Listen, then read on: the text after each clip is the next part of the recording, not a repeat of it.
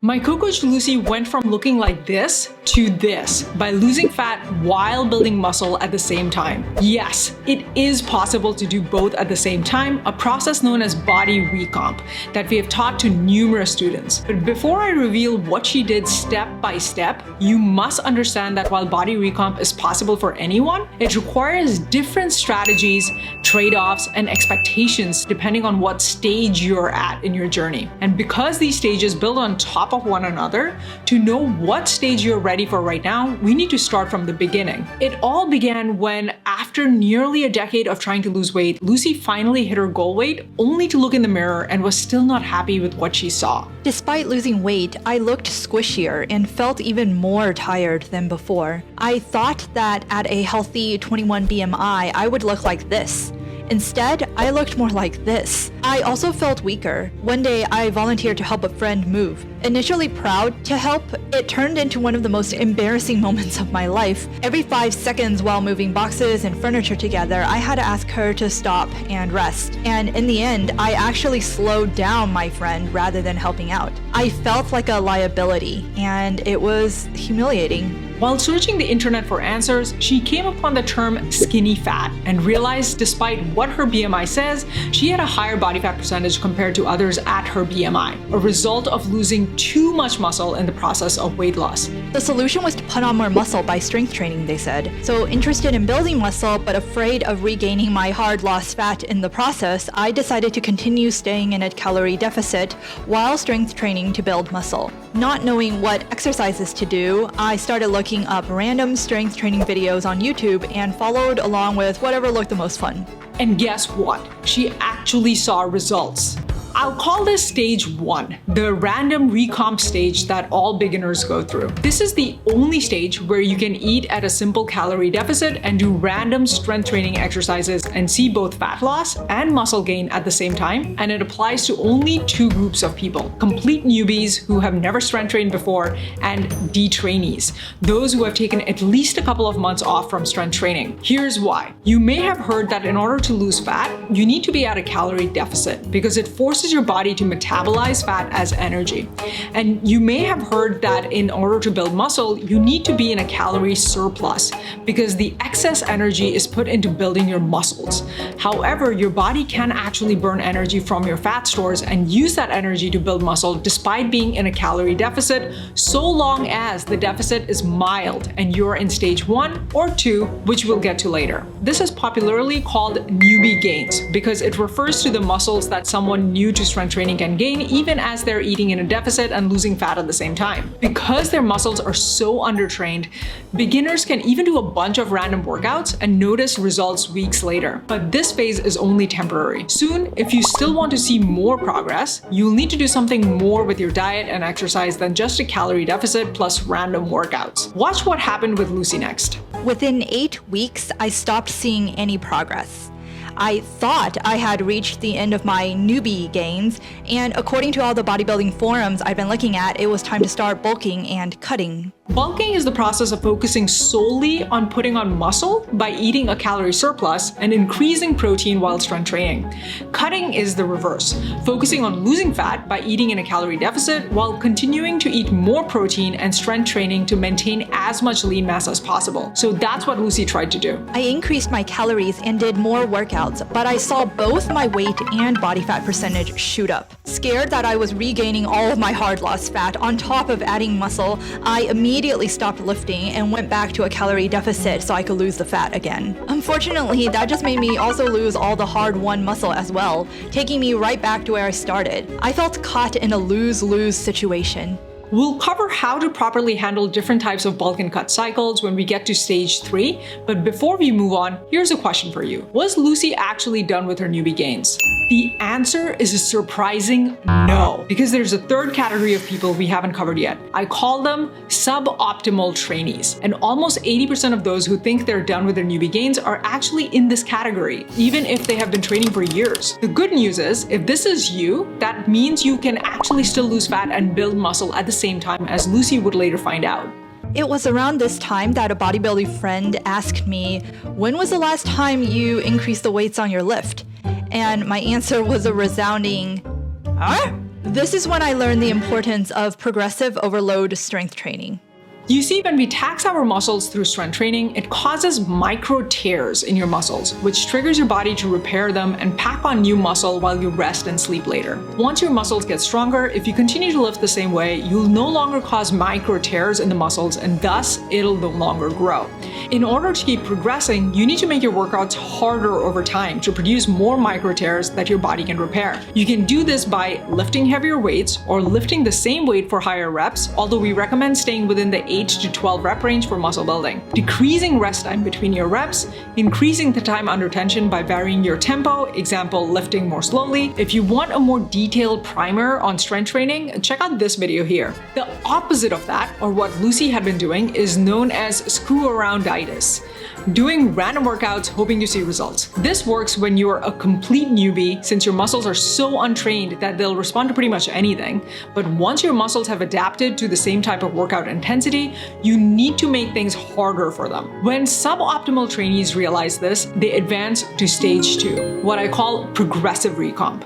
It was after this revelation from my bodybuilding friend that I started reading bodybuilding books and creating a structured plan. I went back to the gym to lift seriously, tracking all of my lifts so I knew for sure that I was actually getting stronger over time. I made sure to push myself on each set until I had only 1 to 2 reps left in the tank before stopping. I also made sure to train all of my muscle groups every week, not just the ones that seemed fun to do at the time. Not training all your muscle groups is another big mistake suboptimal trainees make, which prevents them from maximizing their body recomp opportunities. Now, exercise is just one of the 3 pillars to optimize at this stage. Next, Lucy learned to focus on nutrition. I continued to eat at a moderate calorie deficit, and this time increased my protein to 100 grams a day, which was about 0.8 grams per pound of body weight at the time for me. Note, many bodybuilding sites will recommend eating 0.8 to 1 gram of protein per pound of body weight, but we have found that many students can make body recomp progress eating much less than that. So trial and error for yourself to see how much protein you really need to see progress. Or if you want the guidance of a proven system, check out the sneak peek into our Badass Body Boss program in the description and comments below. Now, back to the story. Finally, I structured my meals such that I ate more carbs and protein around my workouts. That's right, I ate more carbs. You want some? You can't have any. It's human food. In fact, carbs made up nearly 50% of my total calorie intake at this point. This is because carbs not only fueled her strength workouts so she can get the biggest bang for the buck at the gym, but they also helped speed up muscle repair afterward. See, carbs lead to the production of insulin, which prompts your body to store things. While most people fear insulin because it prompts your body to store carbs as fat, they don't know that insulin also helps your body pack on more muscle. If consuming carbs within the window shortly after your workout, insulin will actually favor storing those carbs as muscle versus fat. So as long as you don't overdo it. Now, before you copy Lucy's macro split, please understand there's not one right macro split that works for everyone. The only way to figure out what's right for you, and the core of what our Badass Body Boss system teaches students to do, is to experiment with it yourself. Now, before moving on to stage 3, there's the last pillar Lucy needed to discover at stage 2. At one point, I was stuck, not making any progress, and so I consulted a coach who pointed out that I was overtraining, which meant I was not giving my muscles adequate rest and recovery time to rebuild. My coach reminded me that muscles were rebuilt when we rest and sleep, not at the gym. Also, because the body can get overtaxed with continuous training, she also recommended I take a deload week every 8 to 10 weeks of training. This is where I would need to drop my weights to about 50 to 60% of what I usually lift, or even stop training completely for a week. So Lucy got her sleep in check and started taking deload weeks from training every 8 to 10 weeks. After a combined total of about 6 months of optimized and consistent training, nutrition, and deload weeks, these were the changes she saw. However, the changes again began to slow to a halt. But since the slowdown took place gradually and I was still feeling strong and energized despite making no visible progress anymore, I knew at this point that I had truly passed my newbie gains and finally went into the trained category. But before we talk about this final stage, you must understand why this happens. Why, like Lucy, do people hit this stage once they've been training progressively for 6 to 12 months? Whereas in the past, her body could use energy from metabolized fat to build muscle, it couldn't do that anymore because her body was so trained that it requires more energy than before to put on muscle. At this point, Lucy had to eat in a caloric surplus to continue seeing muscle gains. However, this meant she wouldn't be able to lose fat. In order to lose fat, she had to go back into a calorie deficit. It was like her body is in a mutually exclusive state of either building and storing stuff when she's in a surplus or breaking and burning stuff when she's in a deficit. What about eating at maintenance? Contrary to popular belief, it is possible to continue to recomp while eating at maintenance even at this stage. However, it will happen so slowly that it might take over a year to do, and for Lucy to see any changes at all. Before I go on to show you what Lucy finally ended up doing, there are 3 exceptions to the 6 to 12 months plateau rule. These are 1, those who are very overweight or have a lot of weight to lose, because your body will be able to continue to metabolize enough fat for energy to build muscle even after months of training. 2, those on steroids. Or 3, genetic freaks who can progressively recomp for a long time. These folks are very rare and probably make up less than 1% of the population. But if you're not in these categories, have been progressively training for 6 to 12 months, and still want to see even more changes, it's time to progress to stage 3, cyclical recomp. Now, this is the point where bodybuilding books and websites start recommending the bulking and cutting strategy, recommending that you do a straight bulk for 12 to 16 weeks and then cut for 12 to 16 weeks. But having gained too much fat the last time I tried to do a straight bulk, I desire something a little less risky this time around. And after a couple of weeks of researching metabolism and exercise science, it started to click for me that if my body's either in a state of building and storing stuff when I'm in a surplus, or breaking and burning stuff when I'm in a deficit, then I just need to better manage this flux between surplus and deficit so that the net result of all these back and forths over time results in a change in body recomposition. And that's when I understood that it's possible to do shorter cycles. First, there's the traditional bulk and cut cycle, also known as the macro cycle. The pro of this method is that because your goal is clear, either cutting fat or building muscle, you'll see visible changes happening more quickly.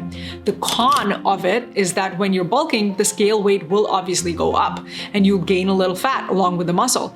To minimize fat gain, we suggest eating only 10 to 15% above your maintenance calories to start, but exact targets will vary from person to person. Some fat gain here is perfectly normal, but it can mess with your head as it did with Lucy. The second option is to mesocycle, or calorie cycling around your training days, where you eat more on training days and less on off days. The pro is that you're not as likely to gain fat on accident, and your scale weight would generally not change much. But the con is that this method requires a lot of patience and planning. Because your body is shifting gears more frequently between fat loss and muscle gain, you will see very slow visible changes, taking up to several months to see changes. For most of Lucy's time in stage 3, she used the mesocycling method since she was willing to trade off more time needed to see results if that meant she didn't accidentally gain more fat than necessary in the process. The final option is the micro cut and bulk cycle, aka meal timing. An example of this method is to increase your calorie, protein, and carb intake in the meals around your workout only, and then eat less the rest of the day. This method requires even more patience and planning, and visible changes may take a year or longer to show up, but the scale weight will be fairly constant throughout. And finally, at this stage, because Lucy found she was taxing her body a lot more with heavy training than before, she had to take a deload week more frequently than before. As always, your mileage may vary. The only way to know for sure what works for you is to experiment. And as I continued to follow these protocols year over year, I started feeling both lean and strong. No longer squishy and weak, I'm now able to carry packages weighing over 100 pounds up a flight of stairs by myself. I feel like an asset, no longer a liability in my loved ones' lives. But more importantly, I felt like I had control over my body, which allows me to be the type of person I've always wanted to be. Powerful, confident, an asset and a role model to others around me. Now you know what to do to lose fat and build muscle at the same time for your stage, but what about the when and the how much to do it? Should you bulk or cut first? When to do more or less of something depending on your body's feedback? How long should you expect to see changes? The answers to these questions are very personalized to you. So 2 things. First, if you want a proven system that teaches you how to figure all of this out and shortcuts you through the trial and error, then check out the free sneak peek into my Badass Body Boss program in the description and comments below. Or if you want to DIY it, then you don't want to ignore this video where I reveal the biggest mistakes people make when going from skinny fat to lean and muscled. I answer common questions like bulk or cut first, using your body's feedback to decide how much you need to do, and how much progress you can realistically expect to see. So you don't want to miss this. And always remember, you can do it.